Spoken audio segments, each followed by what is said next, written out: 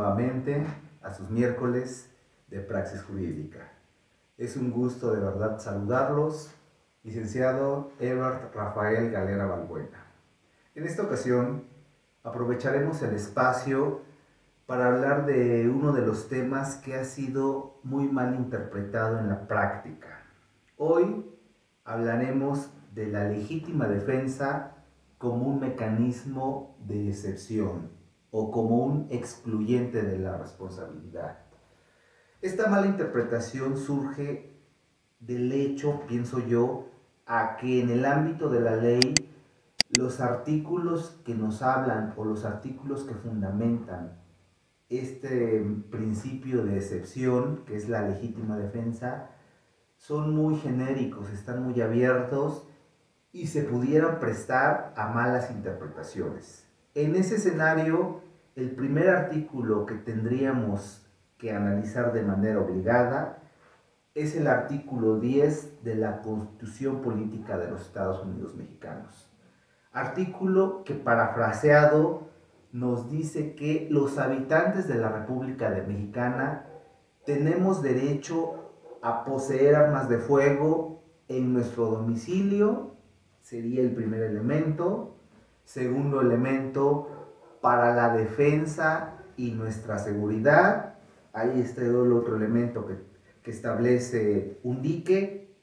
Y el tercer elemento, que esas armas que poseemos en nuestro domicilio y para la defensa o nuestra seguridad no sean de las prohibidas por leyes federales y no sean armas de uso exclusivo del ejército. Ahí está.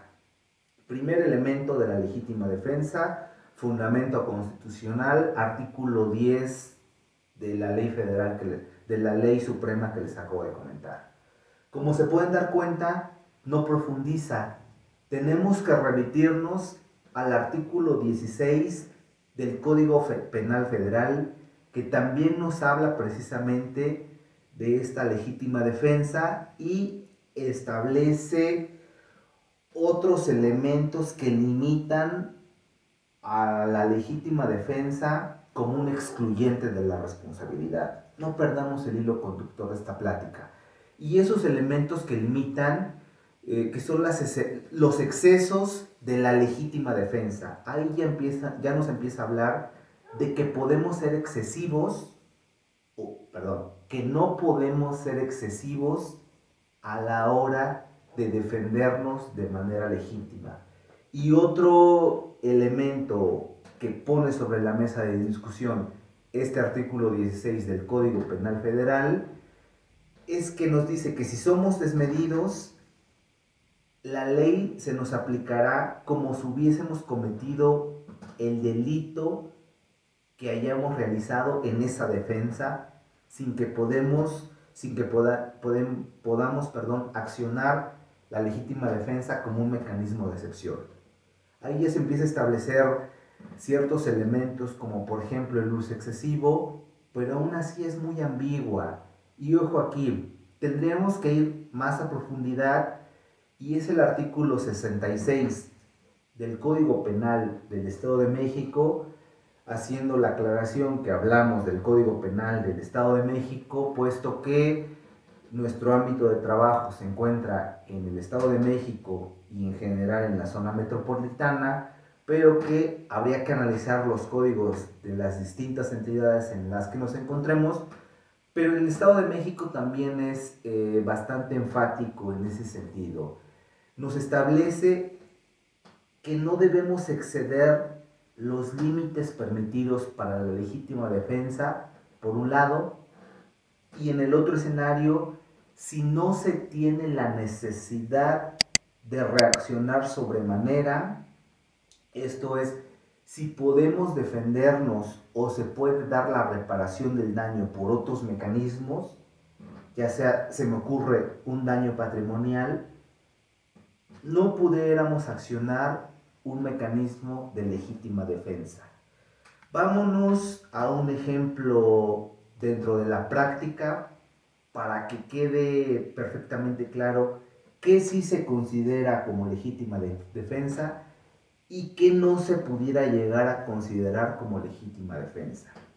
Primer escenario. Recordemos que bajo la explicación o bajo estos ejemplos estamos partiendo de la hipótesis que la de legítima defensa se da dentro de nuestro domicilio, porque ya el artículo 10 nos dice la posesión de armas dentro de nuestro domicilio. Primer escenario. Un asaltante irrumpe en nuestro domicilio, el asaltante va desarmado e intenta robarse una televisión. Es una sola persona y nosotros vemos y decimos, la ley, el artículo 10 de la Constitución me da derecho a la legítima defensa, tomamos nuestra arma de fuego y la accionamos sobre él. En este primer escenario no pudiéramos alegar la legítima defensa como una excluyente de la responsabilidad. ¿Cuál sería ahí el tipo penal? El homicidio. ¿Por qué? Porque si se dan cuenta en este ejemplo hay un abuso desmedido de la legítima defensa. El asaltante en lo individual entró a nuestro domicilio, es cierto, desarmado, se intentó robar una televisión o el artículo o el bien mueble que ustedes quieran, y en ese trayecto, alegando legítima defensa, le descargamos un arma. Reitero, bajo este contexto, no sería una legítima defensa un principio de excepción. Vámonos a un escenario en donde sí pudiéramos insertar la legítima defensa.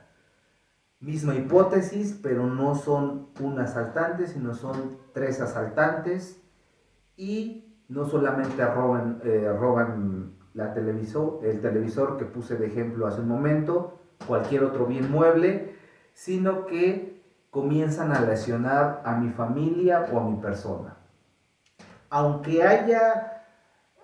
los otros asaltantes tengan o no arma de fuego, como existe una desproporcionalidad entre los asaltantes y yo como víctima, sí puedo en ese momento y solamente en ese momento sacar mi arma de fuego y accionarla contra los asaltantes, pese a que ellos no tenían armas de fuego.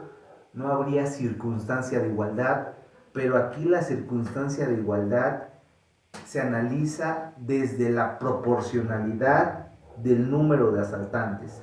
Son 3, 4 personas que comienzan a lesionar a mí, a mi familia. Ello me obliga a accionar mi arma de fuego. Como se pueden dar cuenta, hay que analizar las circunstancias en lo específico de cada asunto para saber qué sí se considera como legítima defensa y qué no se pudiera llegar a considerar como legítima defensa. Esto, claro es, depende mucho del uso desmedido de la fuerza. La premisa general sería el uso desmedido de la fuerza para determinar qué sí se puede considerar como legítima defensa y qué no se puede considerar como legítima defensa. ¿Cuál es el punto de toque de esta plática? La legítima defensa como excluyente de la responsabilidad de la comisión del delito, por ejemplo, en los escenarios que puse de homicidio. Este ejemplo surge por la tesis penal 24ª emitida por el 25º circuito, por si alguien quiere consultar a profundidad. Pues sin más, amigos todos, espero que este video les haya sido útil y que entiendan los alcances de la protección de la vida o de la protección patrimonial a partir de la legítima defensa. Me despido de ustedes, como siempre, esperando dejen sus comentarios al calce de este video. Licenciado Ebert Rafael Galeana Balbuena, Praxis Jurídica, la ciencia del derecho al alcance de todos. Hasta la próxima.